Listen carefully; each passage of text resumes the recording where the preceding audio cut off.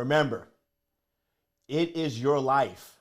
You create the life, not the other way around. So many people have the phrases of seeing is believing, or when it happens externally, then I'll believe it internally. And guess what? Those people are on a hamster wheel. They're never going to achieve or get what they want because the reality is different. You create your life. Welcome to Life of a CISO. I'm Dr. Eric Cole, your host, and we'll be taking you on a journey each week on what it takes to be a CISO and what are solutions that you can implement today if you are currently a Chief Information Security Officer or if you want to be one in the future. This is Life of a CISO.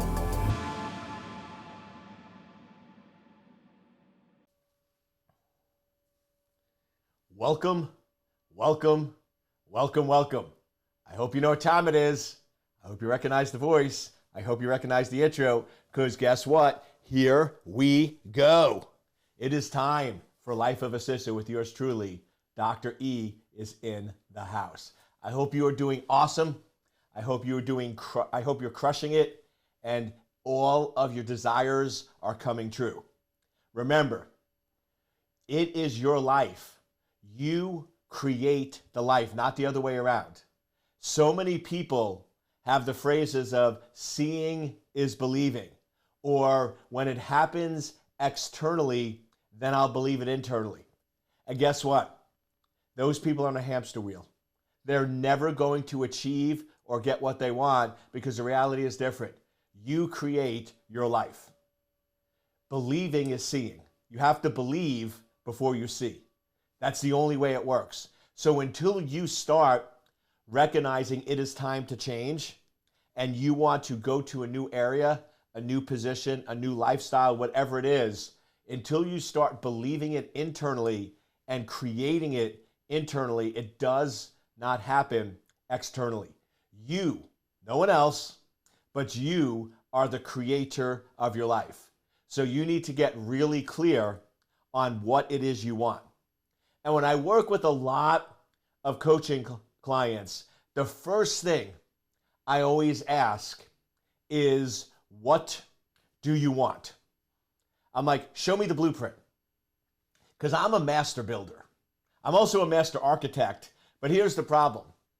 If you hire me as a master architect, I'm building the life that I think you want, not the life that you really want. So I'm different than a lot of coaches, is I'll encourage you, I'll support you, I'll help you. But the blueprint for your career, if you're hiring me to help you become a Chief Information Security Officer, the blueprint for your career must come from you. I can encourage you, I can support you, I can cheer you on. But early on, I used to do it because it's easier. I can get on a call with you. I could ask you 10 questions, get a general idea of what you want. Okay, I think they want in 5 years to be a CISO of a Fortune 50 company, making a base of $500K with a $1 million bonus structure. Boom. And then next call, I have the blueprint for you. And then we start working against it. But what I noticed is when I used to do it that way, which by the way, easier for me, but the problem is it's not getting the results that you want, and coaching is all about supporting you. So when I noticed when I used to do it that way, it would be hit or miss. Like sometimes we'd have great success. Like 3 or 4 months, boom, they're on track, they're achieving it. And other folks, it wasn't. And I'm sitting there going, what is the difference? Because to me, if you have a sound principle, if you have a law, it always works. The law of gravity always works. You cannot find a situation where the law of gravity doesn't work. It always does. The law of creation always works. You are always creating the life that you currently have. Always works. You cannot find an exception to it. So if you find something that's a law or a principle that always works, it always works. But in this case, it wasn't working. It was only working about half the time.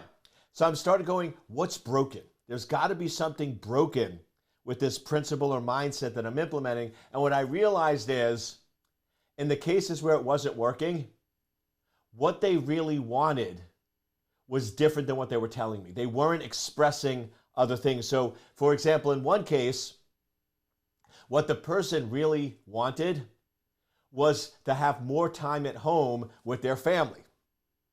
They didn't tell me that. Well, here's the problem. If we're saying that we want to get you from a security engineer to a world-class CISO in 5 years, working at a Fortune 50 company with the salary requirements I mentioned earlier, you're going to have to make some sacrifices. You're not going to be home at 4 o'clock. You're not going to every soccer game. You're not going to be available having a ton of time. It's all about sacrifices. You can do whatever you want, but are you willing to make the sacrifice and commitments in order to do it? So the reality is that person left out a very key piece of the puzzle. So we revamped, worked with him, and put him on a 15-year plan. In 15 years, he was still young enough. In 15 years, he would be a Fortune 50 CISO, but he could spend at least 3 to 4 hours a day with his family. Awesome. Guess what? He's crushing it. He's on his way. I've been working with him for a couple of years now. He's on his way to accomplishing that. But the trick is you need to have all the data. Because if you're leaving out key pieces, then the blueprint is not going to be directly aligned with your desires. So first and foremost, what is it that you really want in your entire life? Because you can't take domains in isolation. I'm going to let you in on a secret now. Not very popular. I'm sure I'll get some criticism for it. But I'll let you know a little secret. There is no such thing as a balanced life. Doesn't exist. Because what's going to happen is in life is you're always going to be out of balance. For example, I have a friend of mine whose wife just had a baby. He is on 4 months of paternity leave.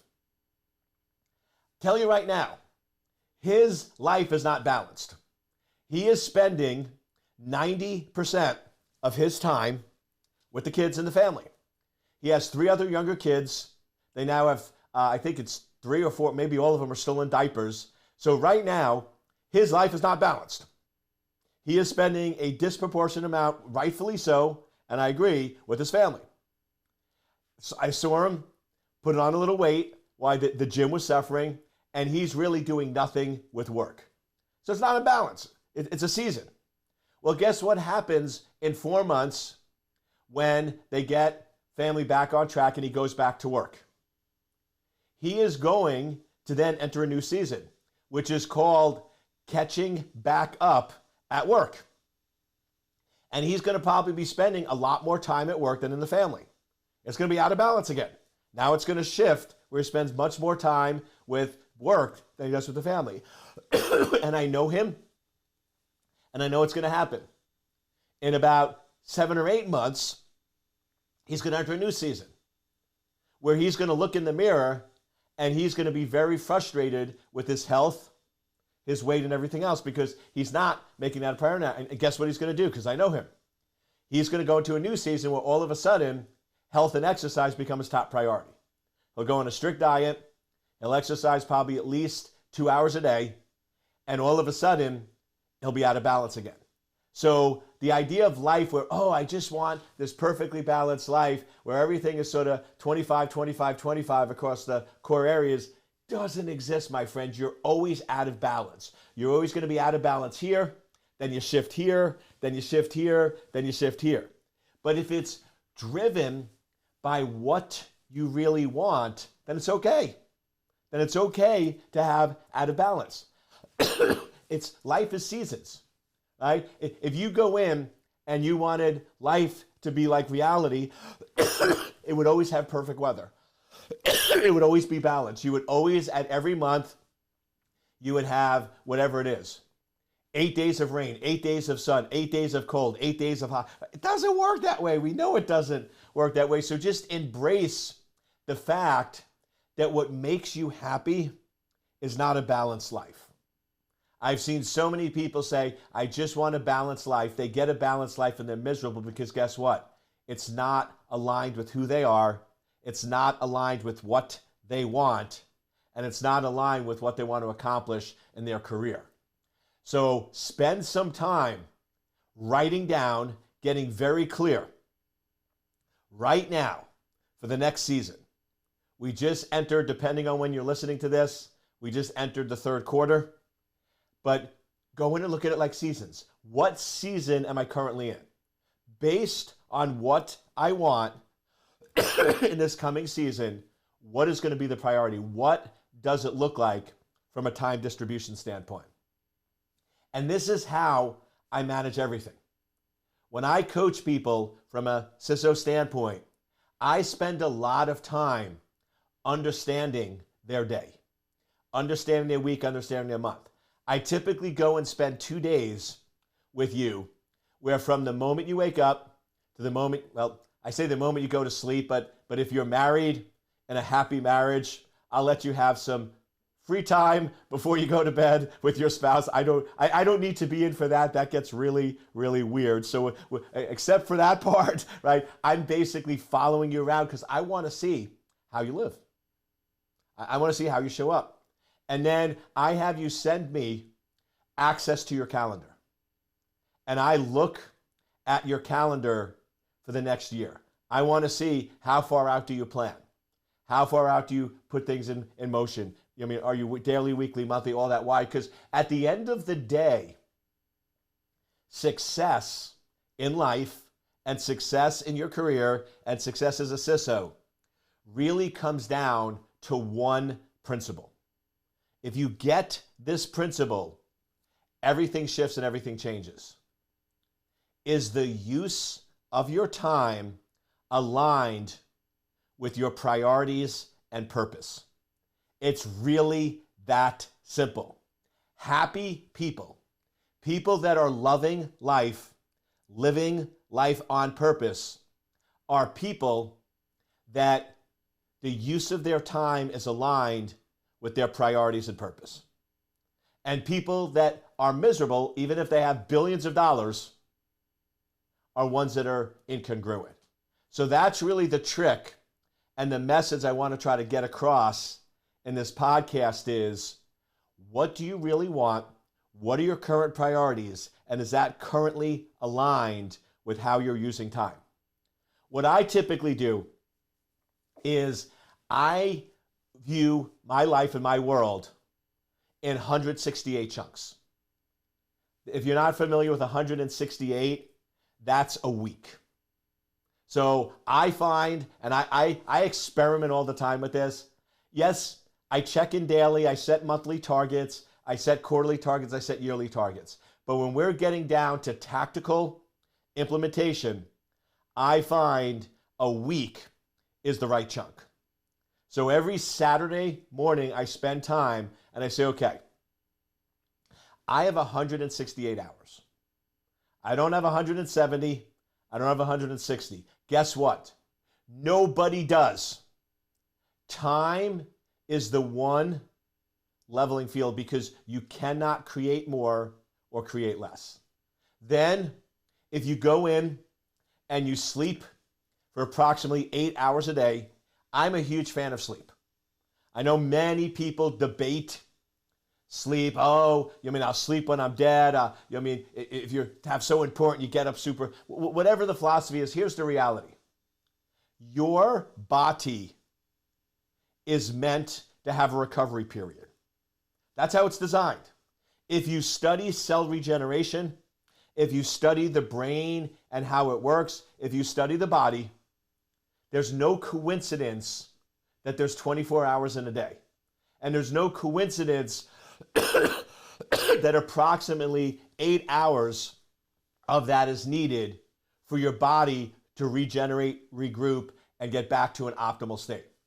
If you monitor it, if you're going 2 or 3 hours a night or you're pulling all-nighters or everything else, I can guarantee your performance is inhibited and the stability and health of your body is impacted. Now, I'm a perfect example.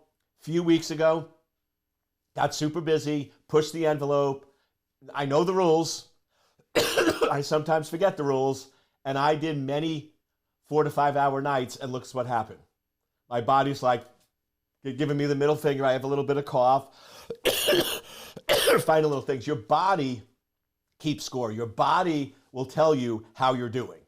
So if you think you don't need sleep, just look at how your body responds. This isn't a podcast on sleep. I've done a ton of research on it, but you need sleep. So I don't negotiate on that, because for my body and health to be optimal, I know 2 things. I need to sleep. I need to exercise. Well, it's more than 2 things. It's probably 4 or 5 things. I need to sleep. I need to exercise. I need to eat correctly, and I need to hydrate. Those are some core critical principles that I must follow. Those are non-negotiables. You can't negotiate health. You can't negotiate your body. So I would experiment and see, give yourself proper sleep, see how you feel. Don't give yourself proper sleep, see how you feel. And one of the best ways to know if you're getting proper sleep is don't use an alarm. Your body will wake up when it's ready. But Eric, I have meetings, go to bed earlier. I typically don't start my actual day until about 9 o'clock. I like to have that morning time. I have a 7 o'clock call daily with my coach. I have a coach. I check in daily with her. When I'm in California, I get up at 4 a.m. That's sort of a non-negotiable. So when I'm traveling, it starts my day. When I'm on the East Coast, I do my workout, and then I have my coaching call. But I go in and get to bed early enough that I know I'm going to wake up before those activities start. But just do a week where you just let your body get up on its own, and you'll very quickly see you feel a whole lot better and how much sleep you really need. So taking away 8 hours a day, we're down to 116. What I then do is I say, okay, you've probably, if you've listened to me, I use the general categories of health and body, mindset, physical well-being, being spiritual, relationships, and business. That's sort of my 4 categories. I like to keep things simple. I know there's all these different charts, and if you go to different trainings, they'll go in and they'll break it down, spiritual, intellectual, and there's like 12. That's way too complicated. 4 is good for me. I like 4, simple, easy. So then I'll go in and say, okay, right now, with what I want, with my current priorities, with living on purpose, how would I allocate that time? How much time would I spend exercising? How much time would I spend mindset, spiritual? How much time do I spend on relationships? And how much time do I spend on business? And this is probably one of the best exercises because it's going to force you to get very, very clear.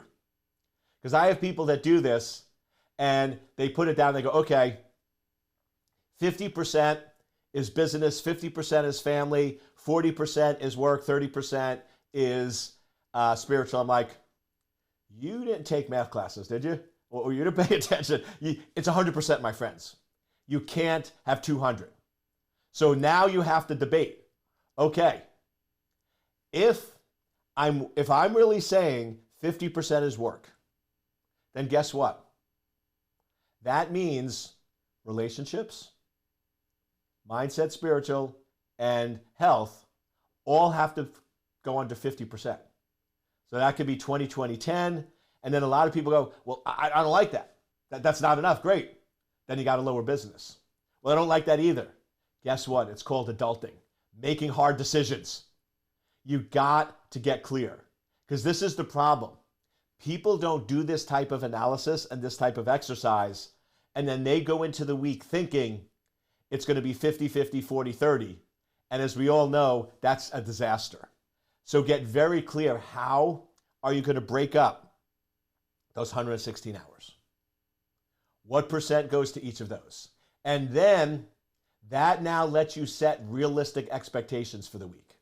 Because now if you know you only have 3 hours a day to work on business based on the prioritization of the hours, you're not going to go in and say, I'm going to write a book in a day. Can't be done. So maybe I can write 10 pages, right? Depending on your writing speed. So I'm going to write 10 pages every day. Now you're setting realistic expectations to align with your priorities. You're clear on the focus. And now at the end of the day, you're more happy. What creates stress in our lives, which is when what we want and where we're at are not the same. The further that disconnect, the more stress, frustration we have. So if you notice days where you're happy, in a good mood, and feel fulfilled, I can almost guarantee it's days where what you thought you were going to do and what you did are the same. When we start getting what I thought I was going to do and what I really did, when those start getting bigger and bigger deltas, that's when your frustration and anger. So what we want to do is we want to manage that expectation, that we want to go in and make sure we're doing things we can do. You've probably heard the phrase all the time, but there's a lot of truth to it. People overestimate what they can do in a short period, but they underestimate what they can do in a long period. And I use that because people have different ones. So I hear some people go, you overestimate what you can do in a day, but underestimate what you can do in a year. Other people say you overestimate what you can do in a week, but underestimate what you can do in 5 years. The reality is, the shorter the period, the more unrealistic we are. So we want to really go in and start managing and setting those expectations. Now, all of that is the precursor for what I really wanted to talk about. Because what I really wanted to talk about is all of that's great. Knowing what you want, allocating the time, prioritizing the time, all of that is great. But you're not going to do it if you don't have a strong enough why. Why do you want to be a CISO? Why is it that you want to accomplish it? And then this is the second phase where I'll tell you, I probably talk my clients out of working with me more times than not on the why. Because what'll happen a lot of times is they'll come to me for the wrong reason. So we'll get through all this exercise, they want to be a CISO. And I'll go, why? And they say, because I want to have more free time with my family. Okay, let me help you out here. There's probably 50 other careers, maybe 60, that if spending time with your family is your biggest why, you're probably better off doing those. Because I'll tell you right now, especially in the early days, the first couple of years when you're proving yourself and you're with a company that's not as mature and there's a lot of fires, you're going to have to sacrifice your career for your family. So if your main why of becoming a CISO is so you have more time with your family, it's going to be an epic failure. It is not going to work, my friend. That is not going to be the right career. Another one that comes up a lot is, I want to make more money. I want to make a lot more money. I want to make 100K more. Well, I'll tell you right now, and typically if you're to me and you're a security engineer, well-versed, know your technology, know things really well, and you want to make 100K more a year, I'm going to go in and say, okay, at your current company, are you allowed to do side work?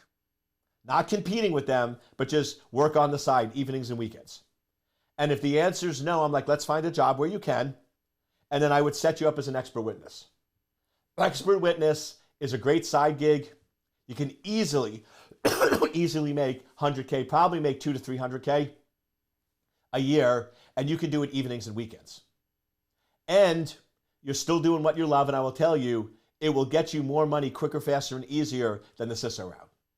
Because to get you 100K extra as a CISO, you're going to have to put in a lot of time, energy, and effort. It's not scalable, and it's probably going to take us a good year or two to get you there. So once again, I need to understand your why. Now, if you come back to me and you're like, oh, why I want to be a CISO is because I love building out strategies. I'm tired of hearing about good companies getting breached, and I want to help them put effective strategies in place so they can minimize or reduce the breaches. Then I'm like, okay, you're my people. We're good. Let's sync. Let's dance. Let's go in and do the mojo. But the trick is, it has to be the right why. Because if you're doing the wrong why, it's going to be frustrating, it's going to be misaligned, and you're not going to get to where you need to be.